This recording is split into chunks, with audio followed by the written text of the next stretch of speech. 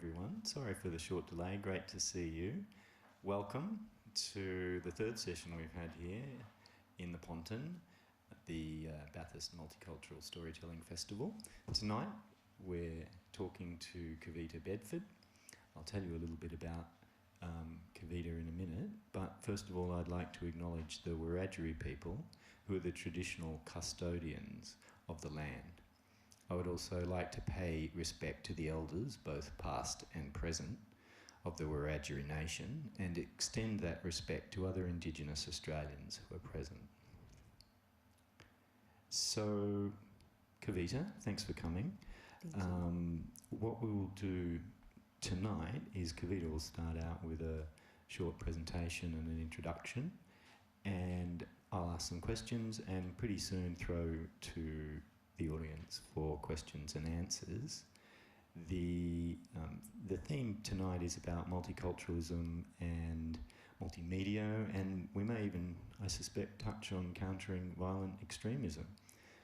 Kavita is a recent Churchill Scholarship Fellow, and the work that she investigated there is fascinating. I'm looking forward to hearing about that. So, as I think many of you know, the Storytelling Festival developed out of Dr. Nerily Colvin's work and vision, and Nerily thought that events like this would be meaningful because of the community connection, the story sharing, idea sharing, and the building of understanding that such events could provide.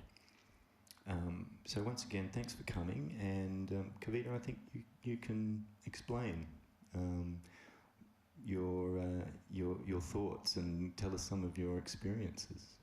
Okay, sure, thanks. And thanks for having me. It's nice to see you all coming out on a Saturday evening to talk about sort of quite some hairy issues in some ways as well.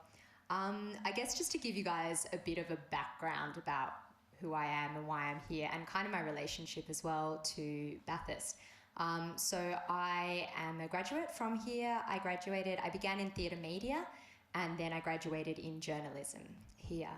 And in a very brief sort of way, I guess it's been about 10 years. So since then, after I graduated, I went and worked for a while as a journalist in Santiago in Chile, and working a lot on issues to do with land rights and arts and community kind of issues. I came back to Australia. I worked for a while with an Australian publishing house, looking very much at Australian stories, was their kind of brief. And then I did my master's in anthropology and development. And I went and worked in Indonesia, collecting a lot of stories from rural women in regional areas of Indonesia, and kind of funneling a lot of their work into policy work that World Bank was doing. So what I started to realise from these very disparate and very, very different kinds of areas, because I was quite confused for a while about what it was I was really doing or what that kind of joining thread was. And I started to realise that for me a huge part has been this interest in kind of in-between places. And for me it's always been about collecting stories, but in one sense the medium that it comes through, whether it's through journalism, whether it's through literature, or whether it's actually through policy, that I'm sort of in this very unique position, partly from my background, partly from being educated, partly from the time and place that we're in, where I actually get to act as this kind of conduit through which I get to listen and gather people's stories and then in some way help them to actually articulate or put it out into the world. The other thing I realised, I came back to Australia after doing those sorts of work, was I guess that I wasn't, in all of this stuff, I wasn't really finding stories that resonated or reflected my kinds of experiences. So I was doing a lot of work internationally, which was incredible and a huge gift. And I was also working on a lot of Australian kind of stories with mainstream media and mainstream publishing houses. But I wasn't really finding a thing that sort of gravitated towards the experiences that me, my family, and even a lot of my peers were sort of having. So around that time, the 2000, and it was exactly actually two federal elections ago. So we're right on that eve as well. And it was a very timely moment for me because I guess it sort of spun off a lot of what I do now. I was noticing that the federal elections at that time, so it must have been 2013, if it was 2 elections ago. So 2013 elections, and I'm not sure sort of if many of you remember or if it was something that was sort of big in your radar, but at that time, the federal elections kind of all became around this Western Sydney battleground. And the whole federal thing sort of pivoted on Western Sydney. And suddenly, so I also on and off had been working for the last 10 years in Western Sydney when I was coming back to Sydney. And one thing that became very clear was they were talking about, suddenly politicians were flying into the area, they were coming, and everyone was telling their voice from the people, you know, from the heartland, from Australia. And suddenly, like, you know, there were media, all kinds of scrums, all sorts of things going on, and every politician was talking about their stories. And from working in the area and then just going around, you know, kind of at that stage, like just talking to people, I realised most people were not feeling like their stories were actually being heard or told. And so from that, I started working for a local NGO organisation called Bankstown Youth Development Service, which I've been working with for a little while, doing kind of various arts projects. But I pitched to Australia Council for the Arts at the time, and through them, that we actually run a storytelling, which has just gone down. Ooh.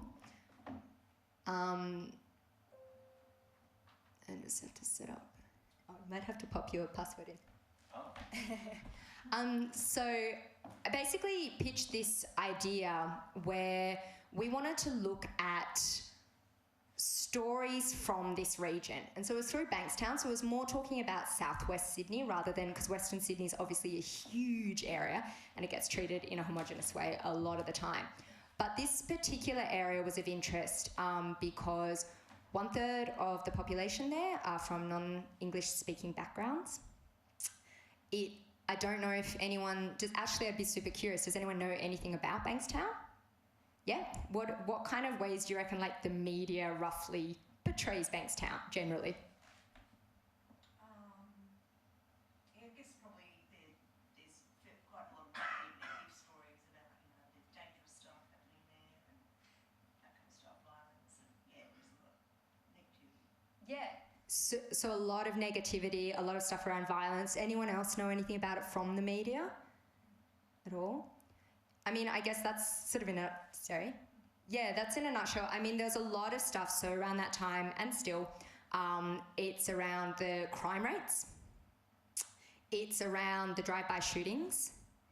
And then this very new interesting thing started to happen around 2013, where it started to become around youth radicalisation.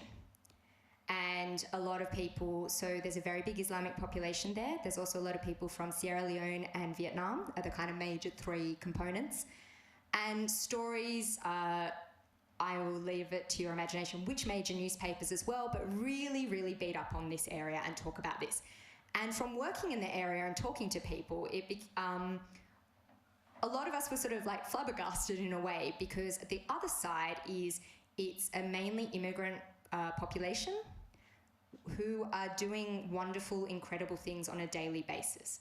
And actually there is a huge amount of humanity and a huge desire to build community there that doesn't get shown in mainstream media at all. And you have actually like everyday acts of bravery, everyday acts of strength, everyday acts of resilience, but that's not sort of the way that media narratives are created around.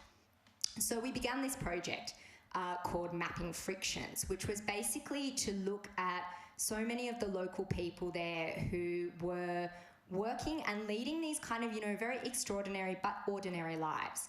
And how to actually, so in 2 things we were kind of interested about, is there interest from audiences and people to hear stories that aren't beat up about fear and aren't about hysteria?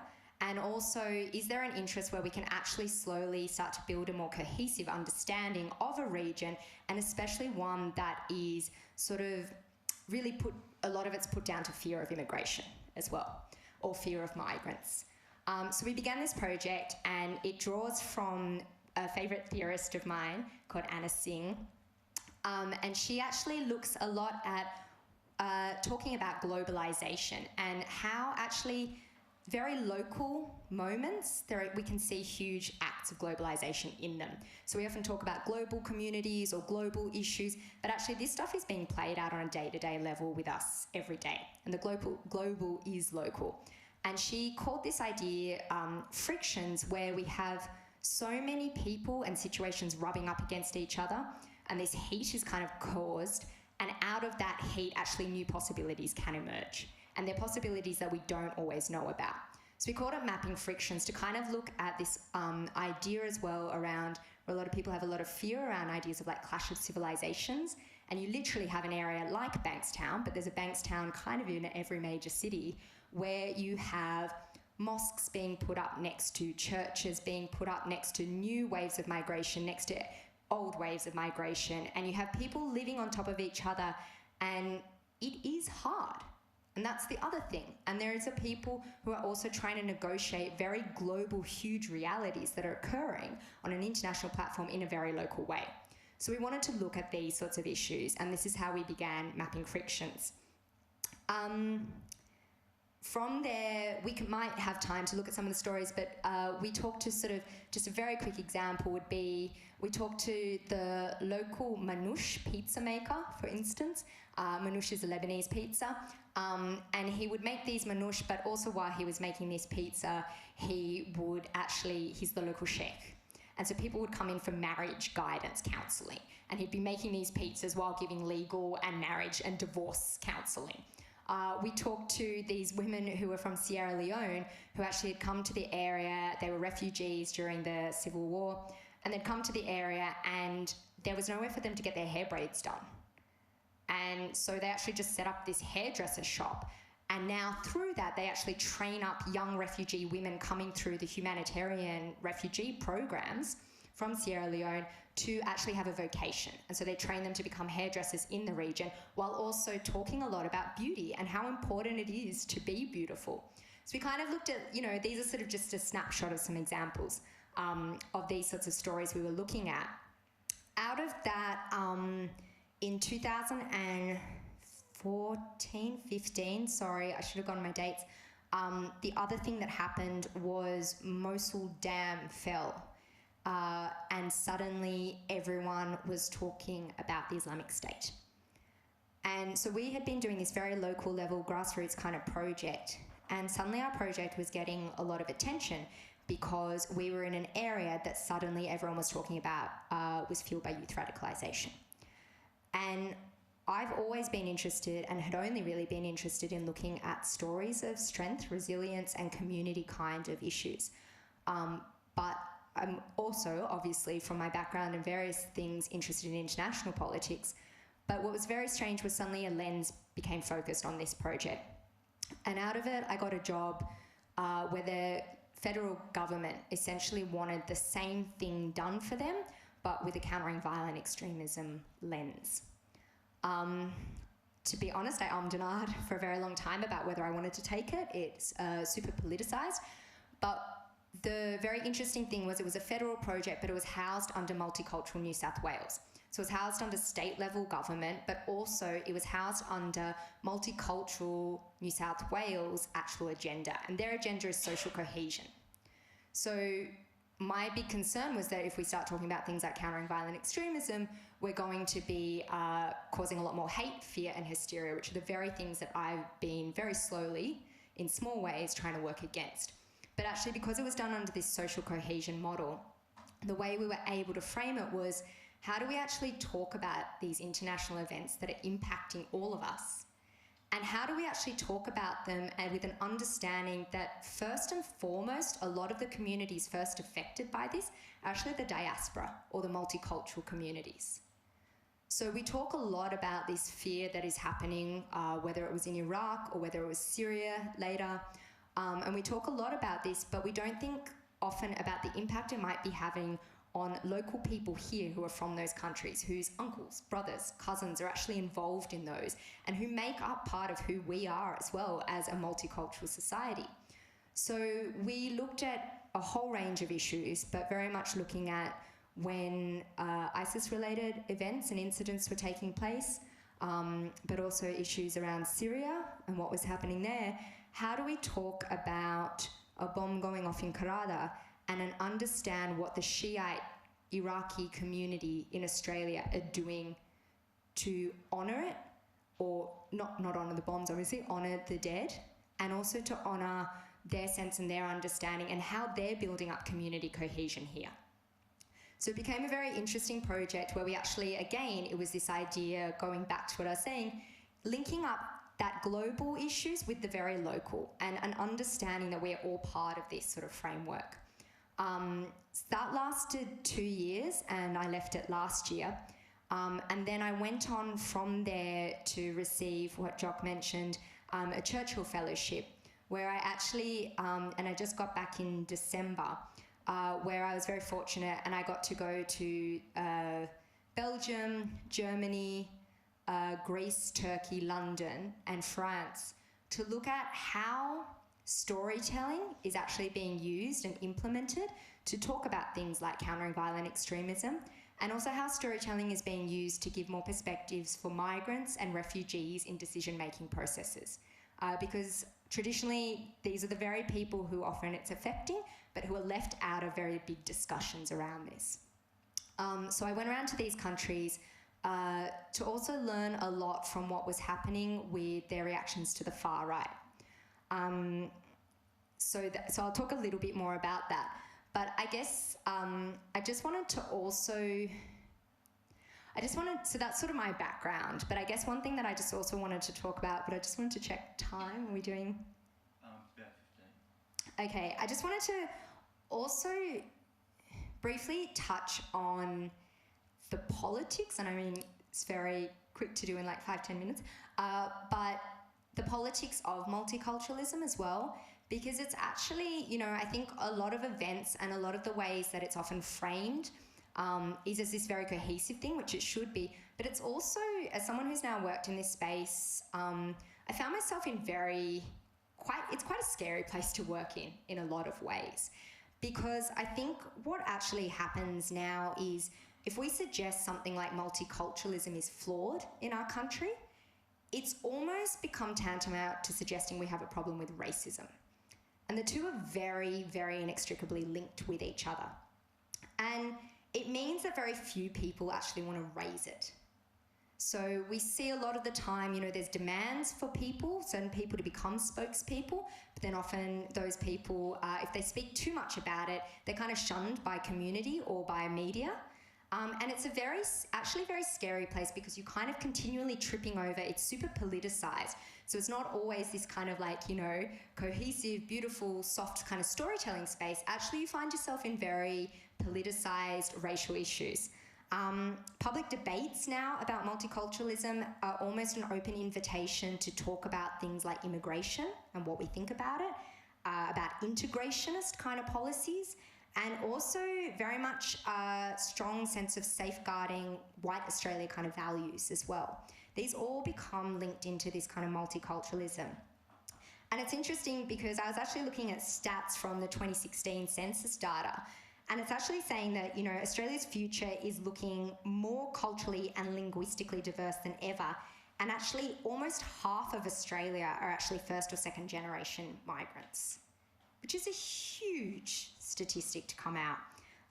In 2017, Australia's federal government released their national multicultural statement.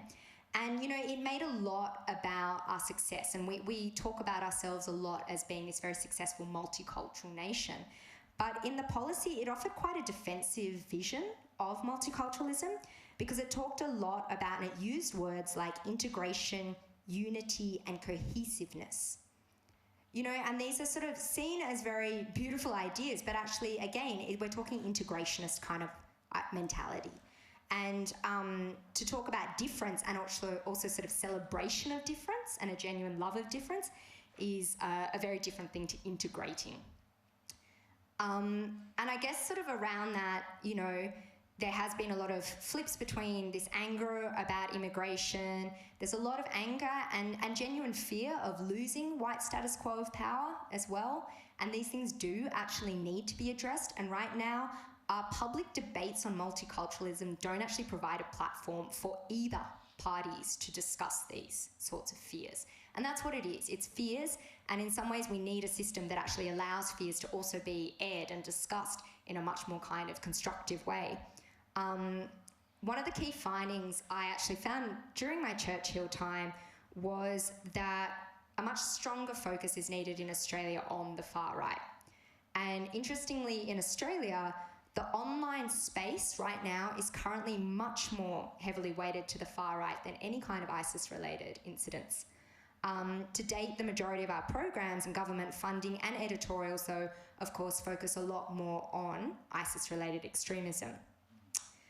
And in the face of what has just been the most devastating events that we've seen in Christchurch, it shows also how important it is for us to address this fear and this hate, and also how we need to be equal with threats on both sides of the spectrum. And at the moment, that's something that's still very shaky. So in my Churchill, I also looked at a range of initiatives in Europe using what we call alternative narratives, and storytelling approaches for young people to combat violent extremism.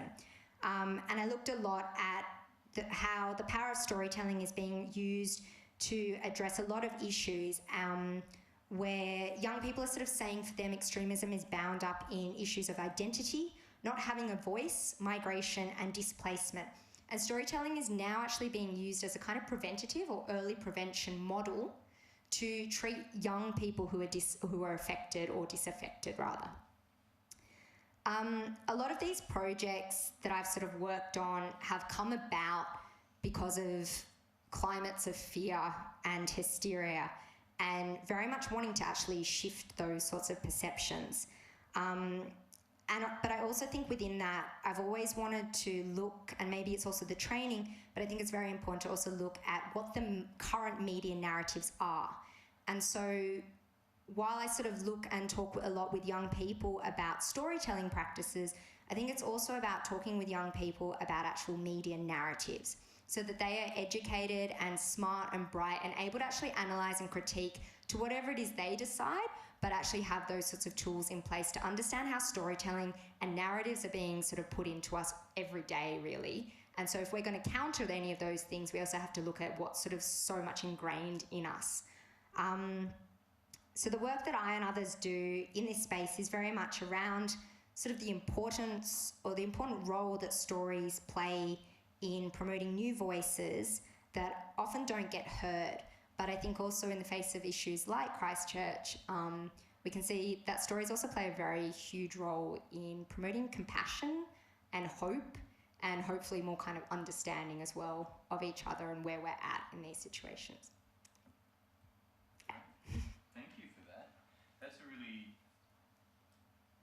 That's a really thorough overview of what you've been doing, and points us to a number of your pieces of work, one of which is on the screen here, the Mapping Frictions moving through. Maybe it would be good to actually have a look at a few of the stories in the Point magazine and Mapping Frictions, for example. If you wouldn't mind, like, sort of showing us some and talking us through one or two, and how, you know, some of the ones you thought were interesting and any impact that you thought they may have had, or why they were relevant to your projects. I didn't pull those ones up before.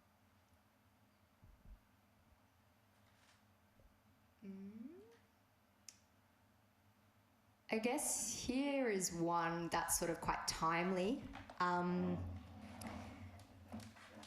It was interesting working within a sort of government scenario or setup as well. There was a fair amount at the time, and it was only even a year or so ago, 2 years ago, but there was quite a lot of resistance to covering stuff to do with far right.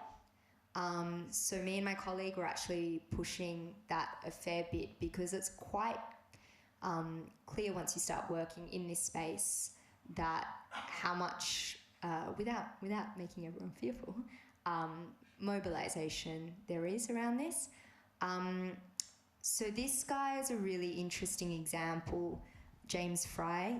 Some may have heard of him, but he was He's being used a lot as an ambassador right now.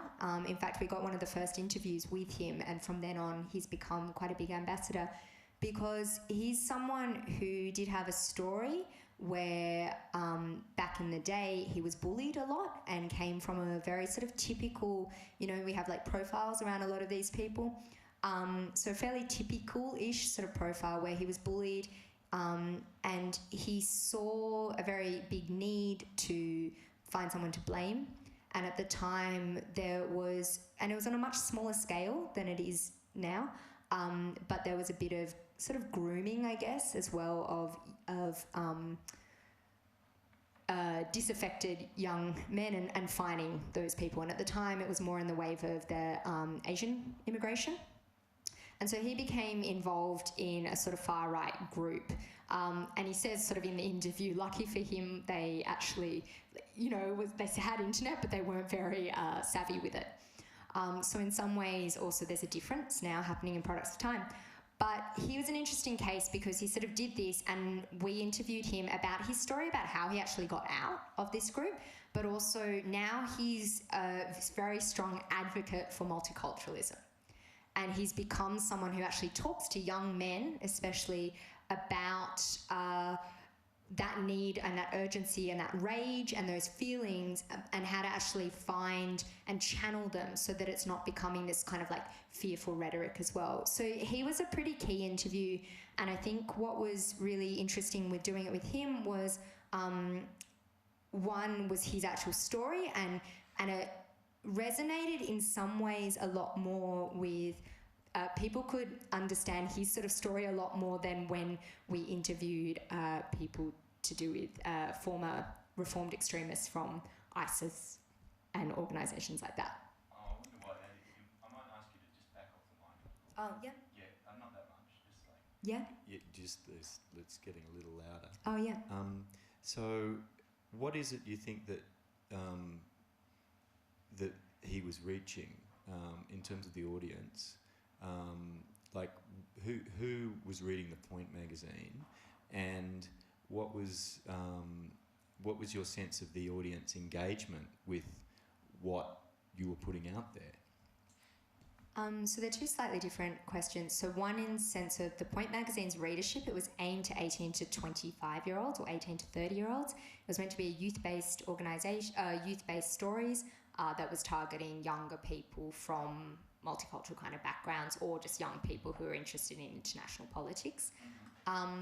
This story generated a bit more interest within government, but also within organisations and a lot of places who were starting, so places like Google, places like started to actually use him a lot more as an ambassador from that, and so we'd all do sort of like these panels together because they wanted to have sort of relatable figures that could talk anti-online hate messaging.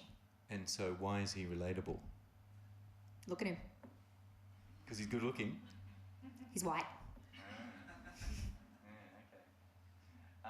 So it's a bit like the horse that bolted. You know, they closed the gate after the horse that's bolted, in the sense of, you know, you're talking about there was a lot of money for countering violent extremism focused towards, say, radical Islamist messaging, and not around this. But there was obviously a little bit around this. You were suggesting there wasn't enough, and but you did have some. What were you getting from government in terms of messages or feedback around that? Was it that they weren't particularly interested or worried about it, or? Well, I think, to be fair to government, this was a very unusual project. And the fact that it even got off the ground was pretty sensational. It didn't last super long, but it was funded through Attorney General's office. And part of it was a huge repairing job that they needed to do with the Islamic community. Its money came out of a lot of fear at the time of people coming back from Syria. And so there was a very strong Syria focus to this publication out of where it had been funded from. The countering violent extremism at that time was very much geared around Syria. Okay, and did you get involved with the evaluation of that? Like, was there an evaluation into the storytelling and its impact and so on? It's happening right now. Is it? Yeah. So it's a bit too early? Yeah. Yeah. And I think one of the things, and and this came out of a lot of the research I was doing with Churchill as well, and a lot of the organisations, because places like Google, for instance, they really want to quantify and everyone really, but they want to quantify the success that storytelling actually happens. Like, we all know storytelling is super important. We all see and witness its effects on young people, and then later as adults. But it's a very, very tricky thing to actually get quantitative data on, because you're talking early preventative stuff as well. So if something's in a preventative scheme of things, you can't say that that was the thing that stopped someone from doing X, Y, Z. It's used in a lot of programs that aren't just to do with radicalisation or violent extremism. It's used in a lot of youth and disaffected youth kind of programs as well. So it's really just using similar models but for a different cause. Yeah, and it's because it's so complex that it's difficult to measure and so on. Are you aware of other projects that are like this, or you were suggesting it's very unusual? Is this basically unique, is it, in say, New South Wales? Yeah, definitely in New South Wales. So this was a federal project. It was meant to be national because it tended to be a little bit more New South Wales focused because of where we were based. There's definitely amazing storytelling projects that look at a whole range of issues. We could talk for hours really. Like, there's a whole range of them. That in terms of storytelling, there's actually tackling or looking quite specifically at issues around Islamophobia, countering violent extremism, effects of international politics and conflict on us, less so. Yeah. Okay. And what about another one of your projects that you were involved with, Mapping Frictions? That's also up there. That's a different angle. That's more grassroots. That as you explained, it preceded the point, and the point is sort of picking up from that and getting funded and taking off. Would you mind showing us a story or two from that? Yeah, please? Sure.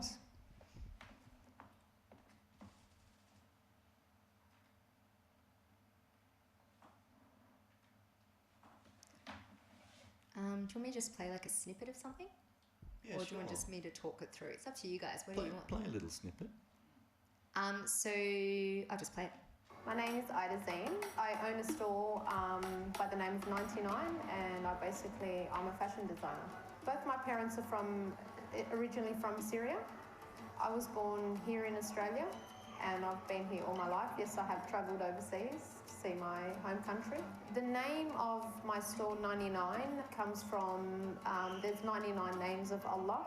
I started designing probably about 10 years ago, just for myself. I left school and went to UTS. I was studying law, so it was only up until, when I wanted to put the hijab on that I thought, okay, yeah, this isn't working for me, so I was buying fabrics, making my own designs, getting them made and just wearing them. There's definitely a gap in the market, and that's pretty much the main reason why I did open a store. I always found like the abaya was basically, it was wearing me, I wasn't wearing it. When I first put on the hijab, I really struggled. I wanted to wear one outfit, and then basically accessorize it from there. With my influences, I always see if I can incorporate it into a modest design. I originally had my first store in Yaguna, and my dream was to have a store in a shopping centre. Centro Bankstown was, the ideal place to be. My first design, well, basically it was my high skirt. That's what really kind of made my name. It was a massive, massive hit, and people couldn't get enough of it. And still till today, I'm known for my cargo and my high skirts. All the designs in the store are mine. I do get a handful of things just from different wholesalers, just to kind of have that variety in the store. I love when customers will bring in a pair of shoes and say, okay, I've got these shoes and I need an outfit. So you have to like match up this outfit according to the shoes. I love that. I actually had another customer in the other day, and she said, I need to match my nail polish with a scarf.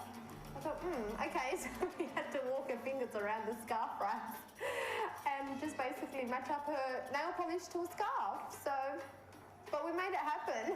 She was very happy. I do want to take my label to the next level, and hopefully, you know, with the right designs, you know, the right product is basically what's going to get me there.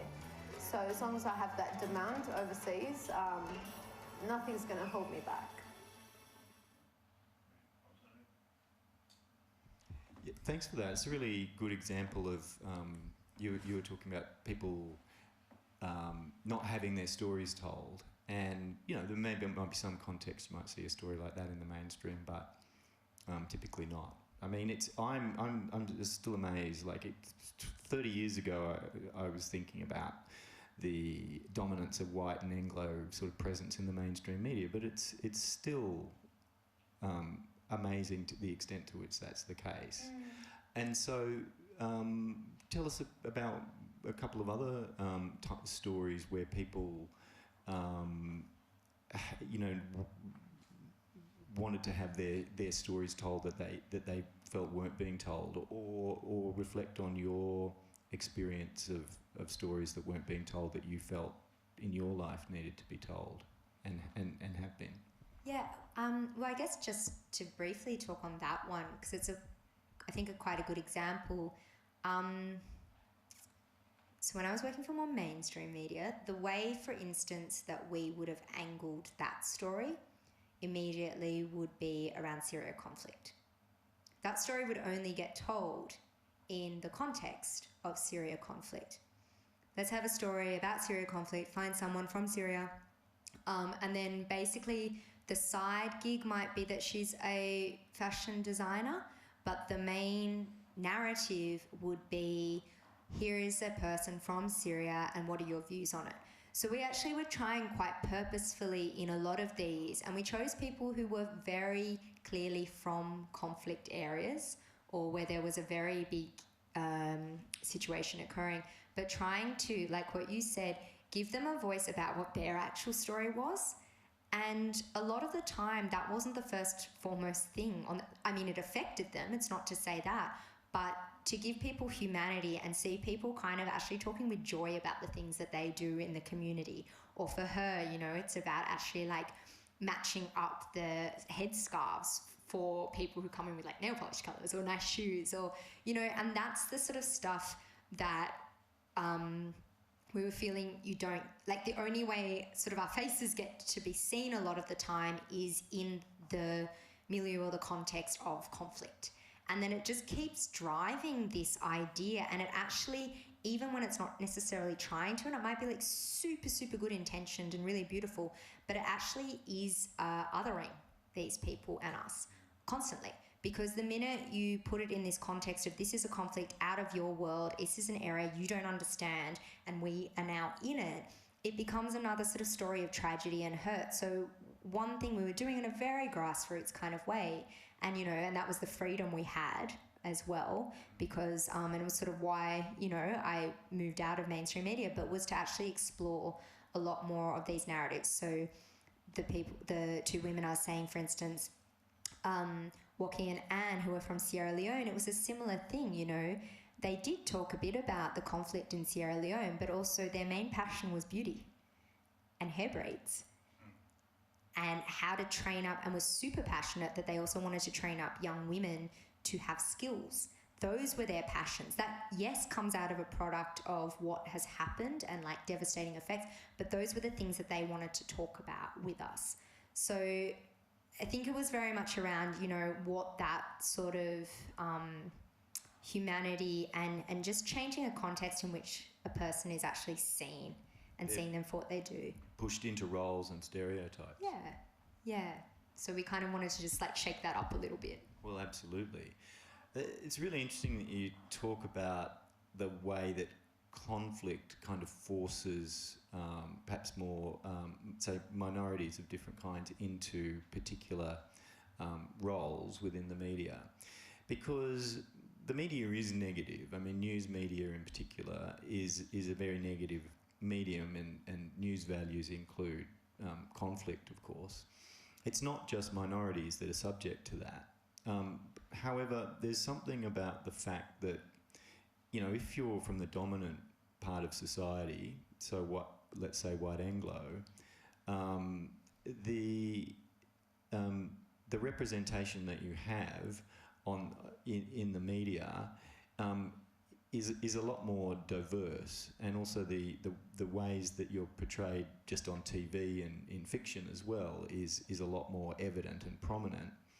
So what you said really struck home to me, and I think it's true of a lot of Indigenous issues and stories and the way they're covered in the media as well, which is like, you know, you come here to find a negative story. And so, yeah, I want, maybe you can you expand on that at all, or is there any other reflection on that? I guess it sort of plays into a couple of things. One is that there is also a lot of fatigue from audiences. Like, I know I get fatigued. I'm sure everyone is, about hearing stories of hardship, woe, conflict, more refugees, more wars, more torn bodies. I mean, how much as a human can we take on? So I think as well, when individuals in these sorts of crises or people keep being put into that context, it perpetuates this fatigue as well, which is really hard to shake. I think, you know, I have sort of issues. I don't really like to think what we're doing is necessarily sort of like positive storytelling, because there's a lot of stuff out there that's also very geared around positive storytelling, where everything has to be kind of like a hope story of a refugee, or, you know, like, really show us how you made it in this country. And it's kind of like quite jarring as well, because it doesn't take into consideration a lot of the genuine hardships that are needed. And it again actually puts, you know, so I feel like you get these very two oppositional things. One is a trauma victim, and the other is he's someone or she's someone that made it. You know, and these are actually both very damaging in their own ways. And so I guess what I see us as trying to do, or what I'm trying to do, because that's all it really is they don't have to be positive. Like, there can still be a place to actually talk about the ugly and the dark and the hollow and the loneliness of situations, but also to talk about the things that, you know, all of us do a lot of stuff on a day-to-day level to make ourselves happy. You know, that we're all trying to do that in certain ways. And so I think it's also talking with people, you know, about those sorts of things that actually keep them going. And sometimes they're not the grand big narratives, and sometimes they're not these huge kind of like, you know, arcs of triumph. And I've definitely, you know, had the privilege to talk to a lot of incredible people, and it's not to in any way put down people who have overcome so much and done incredible things, because even just being around those people, it's so electrifying. But I think it's also just trying to give a space for some of those things that are a little bit murkier, or that are actually like stories of bravery, or are stories where someone is triumphing, but they're not necessarily triumphing on this scale that the media jumps on and says, yeah, that's, you know, that's that story. It's sort of giving, I guess the best way I keep thinking about it is like this humanity and this everyday kind of quality to some of these things, because it's a lot, you know. And like my family, or my mother's side of the family, are immigrants as well, and just seeing a lot of like daily things that occur, and huge blessings and huge just stuff that I find monumentally brave, but it's never the stuff that would make it into media. And it's not to harp on or necessarily completely condemn media, because I also think there's a lot of incredible stuff going on there, but it's just wanting, like you said, if we're not also seeing it on TV, if we're also not seeing it in literature, if we're also not seeing it in other stories, that does become super problematic. Yeah. Yeah, thanks. I mean, it's a little bit like there is a broader problem that exists, and then there's the ramifications on different of that broader problem. And it's not simple either. You can't just say that the solution is like you said, to just be positive. First of all, it's not going to happen, but second of all, you know, that's a whole different problem. I wonder if there are some questions that people might want to ask at this stage. If anybody wants to, you're welcome, and I can bring the microphone. Because we're recording, so I'm speaking on the mic. Yeah, no swearing. Hi, Kavita. Hi. Just wanted to see, what's, with your experience, what do you think is working in terms of how the government and the community is addressing ISIS type of extremism, and how would that, what implications does it have on how we might address far-right extremism? It's a really great question. It's a huge one.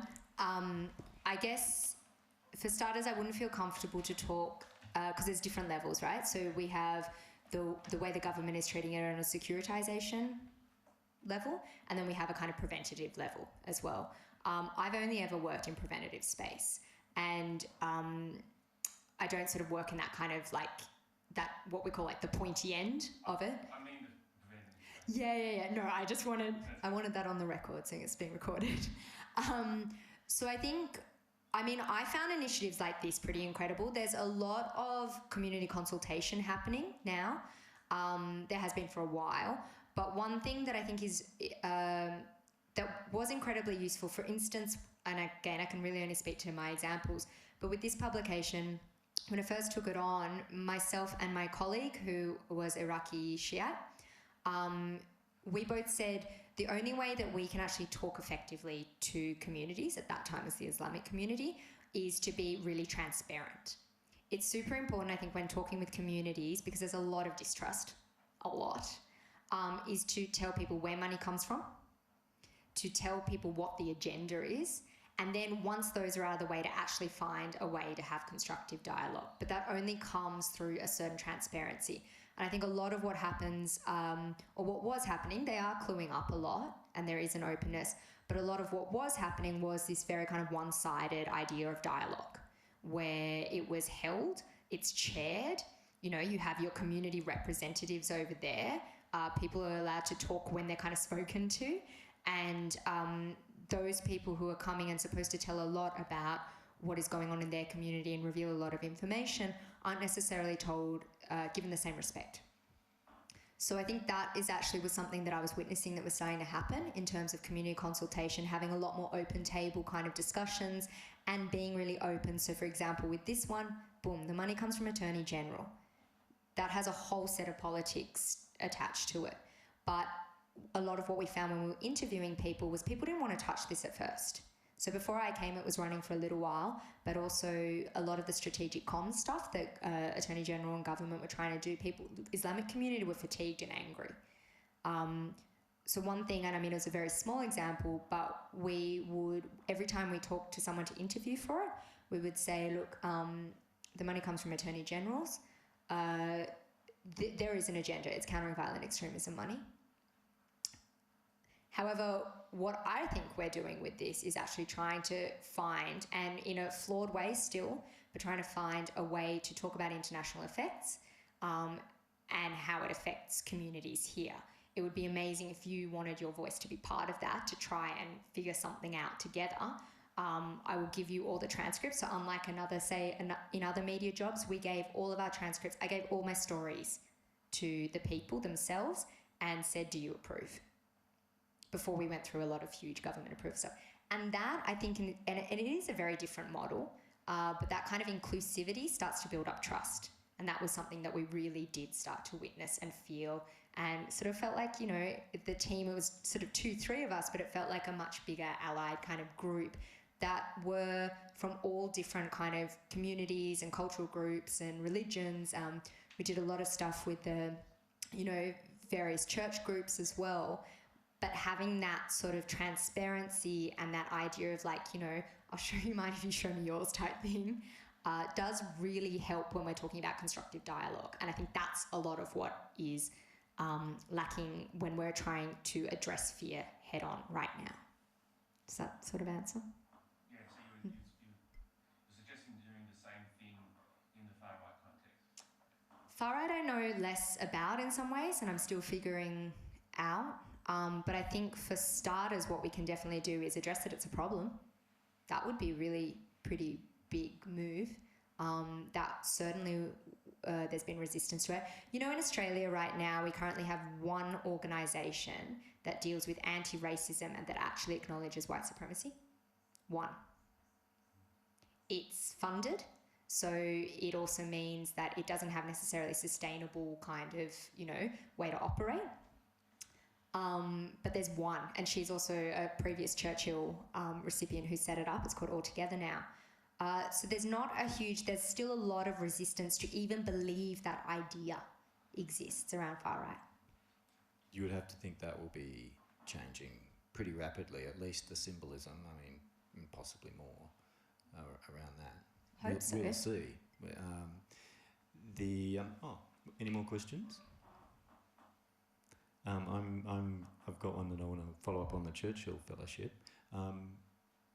Anyone? Okay, Churchill Fellowship. You obviously did a lot of research.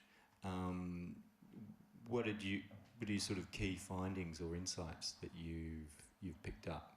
Is it a secret?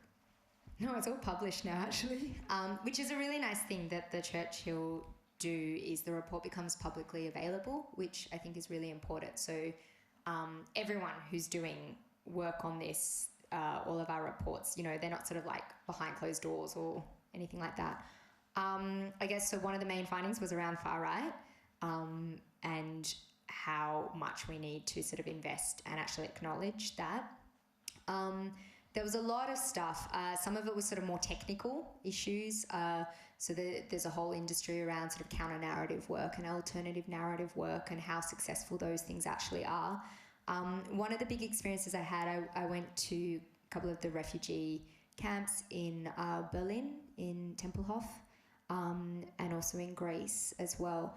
And on a very grassroots kind of level, was watching how storytelling is being actually used with people within sort of refugee camps as well. So just to raise morale. So on that very kind of simple scale, but it makes a huge difference. Who's telling those stories? So a lot of them right now, again, are sort of NGOs. And I guess that's sort of one of the things I was interested in is, you know, how much of that stuff is actually become sort of like put into policy or models. Because right now it is sort of well-intentioned individuals or NGOs that receive certain amounts of government funding perhaps, or, you know, from other means, but are doing a lot of that work. And in a lot of ways, they're the people building a lot of social cohesion, a lot of trust, and a lot of raising of well-being as well. So, you know, it does a lot of this work. One of the things I found is a lot of this work falls down to those sorts of people a lot of the time. And what do they do when they go into, you're talking about camps at the moment, Mm-hmm. yeah? They go into a refugee camp in Germany or Greece. Mm-hmm. What do they do when they get in there? Who do they bring in? How do they operate? So, I mean, it depends. There's a few different types of groups. One was in near Kavala camp in Greece, which is near Idomeni, the islands there. And it was a theatre group, and they were doing various forms of like theatre shows and engaging with young people as well. So, you know, a lot of it is the same stuff we do with everyone, you know, but just having access to a lot of performances as well as like sort of storytelling, you know, just literally being told stories, you know, and a lot more sort of like, I think there needs to be a lot of like cultural awareness as well about, you know, where stories are being told from as well. So that was kind of on that grassroots level. And then it was looking as well at sort of stories. It's being adopted a lot by organisations like Google, YouTube, because a lot of the radicalisation and issues like that are happening on online platforms. So a lot of these organisations do see that they have a moral responsibility. So they have a couple of different arms. One is sort of more like takedown methods. So I was looking at things also very strategically about organisations that are involved in kind of infiltrating narratives that are online and how they actually redirect people from those narratives. Like a technical thing. So it's you're called talking about redirect, yeah. Redirect. So this is like YouTube, Facebook, Google, doing stuff, which is what they were accused of not doing quickly enough last week, in particular incident. But this is what they're doing to be proactive. Can you explain it a bit more how it sort of works? And it's a bit long. There's a few different methods they have. One right now, and they're sort of still working out to what level they're telling people and to what level they're not. So it's all kind of very strange, and even you go to these meetings and they're very strange experiences. But the redirect one is becoming more popular. Their sort of idea is to young people or people who are looking up certain content, instead of being taken straight to the page of that group or of that particular thing that they're searching for, they actually curate content now. So previously it used to work, it was called counter narratives. So previously when you would click on those things, you would actually go to a counter narrative. But they were finding that's not working because a lot of the time, if you're in a certain framework...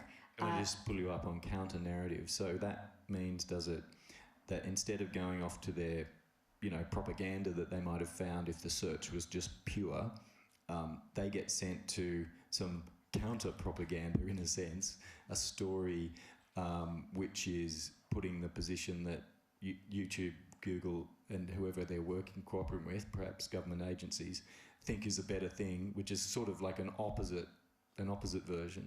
Okay. Yeah, that's pretty much it.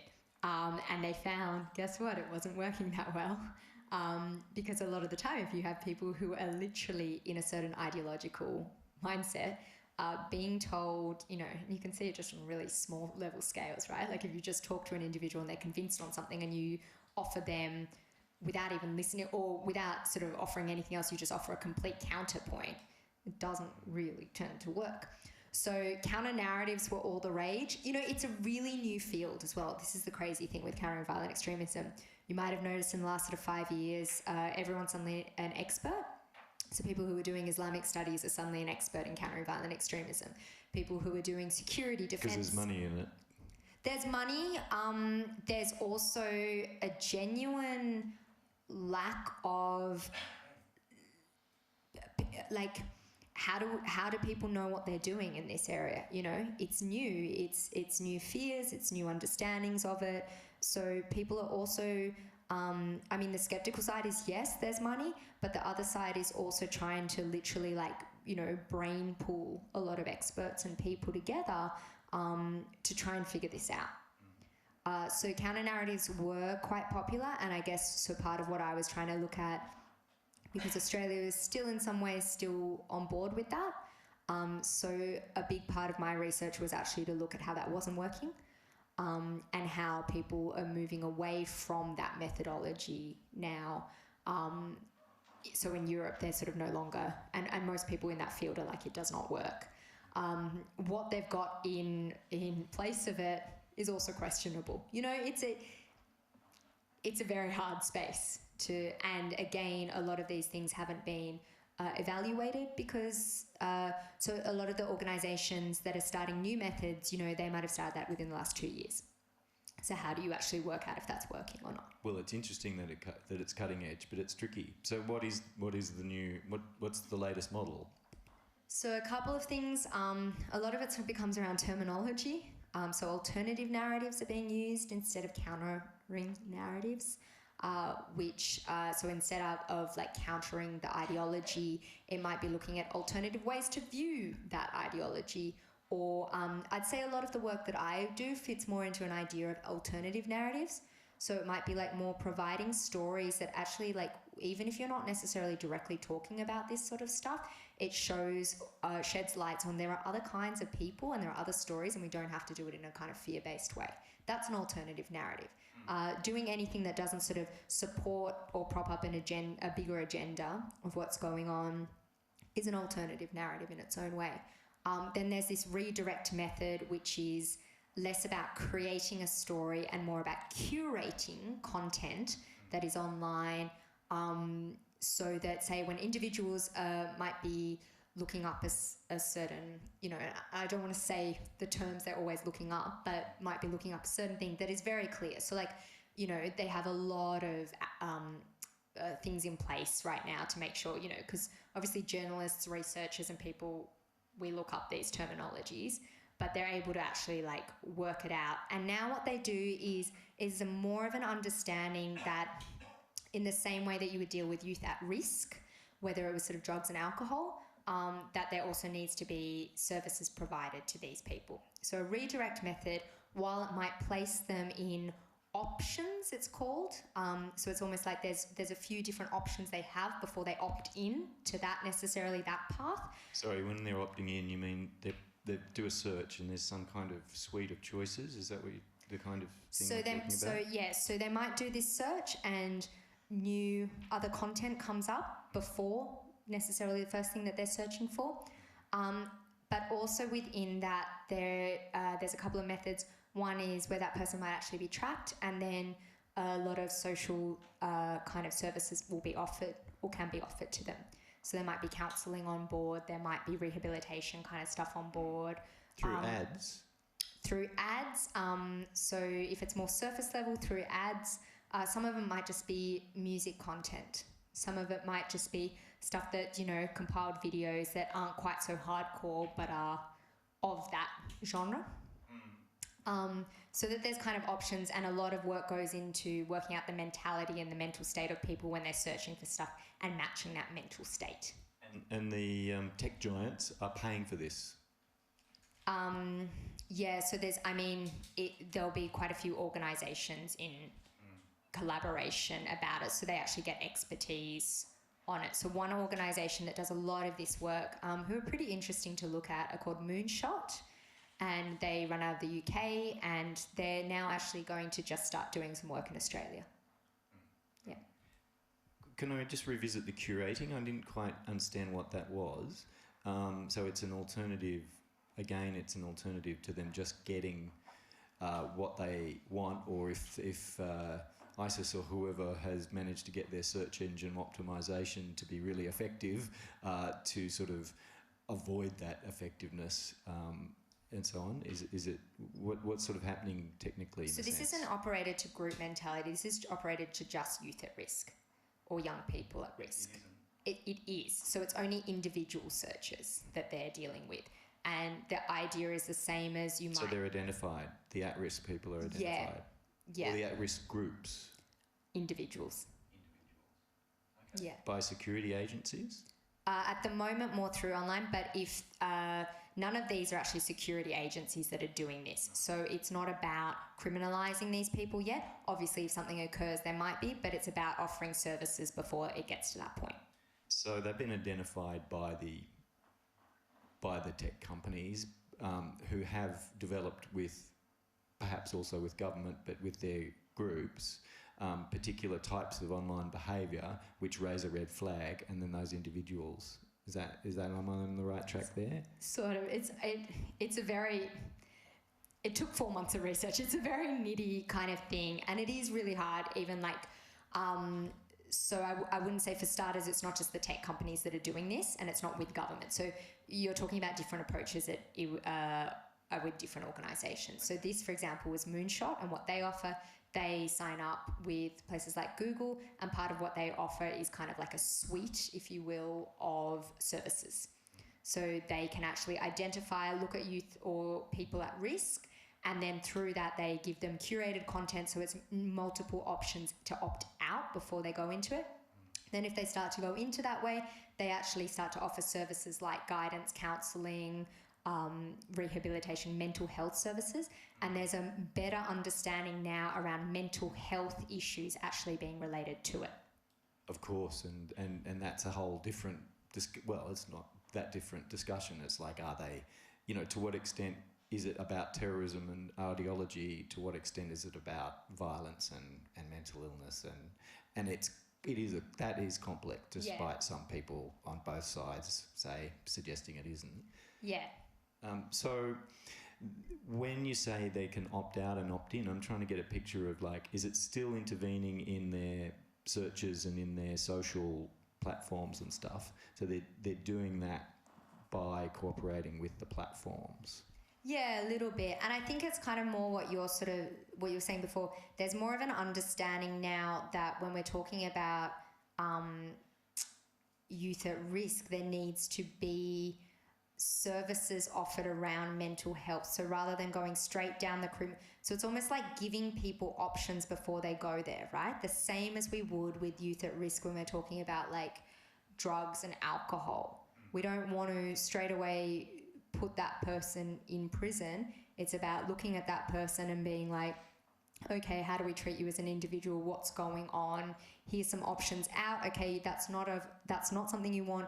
Here are mental health services. Here are ways. And, you know, some of these people, they've actually got on-the-ground psychologists. They've got a whole bunch of people from very different skill sets now working. So it's more almost one-on-one, and they see themselves as almost like counter-grooming, if you will.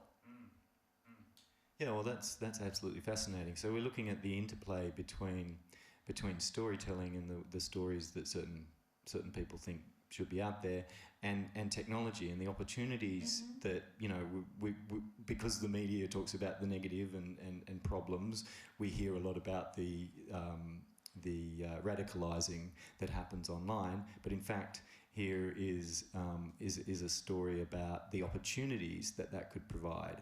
And not just in the countering violent extremism context, also in a broader mental health context potentially, which actually is potentially an absolutely fantastic opportunity. So that's quite heartening, actually. And I think this particular organisation actually does do stuff. They've been asked to do stuff around domestic violence. And while they're sort of still building up their framework, they want it to be a model that can be used across different areas as they expand.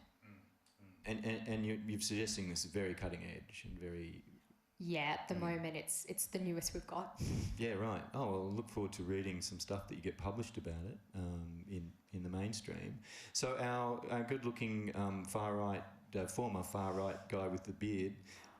you know, if before, you know, in response to his sort of bullying and when he was vulnerable and sort of being groomed, that this is the ideal time that, you know, these organisations would be wanting to intervene. Yeah. After he's had the trauma, for example, that has perhaps triggered his instability, but before his actions are problematic. Exactly. It's all in preventative space. So once it becomes a crime or an act of violence, that becomes down to security and criminalisation end. But this is all talking about how many programs can be done and offered. And, you know, according to them, there are a lot of telltale signs that can be sort of seen as cries for help. So in that initial stage, how to offer a whole suite of services and give these kind of curated content options out. Yeah, that's fascinating. And does anybody have any follow-up? Want to ask anything about that? Andrew.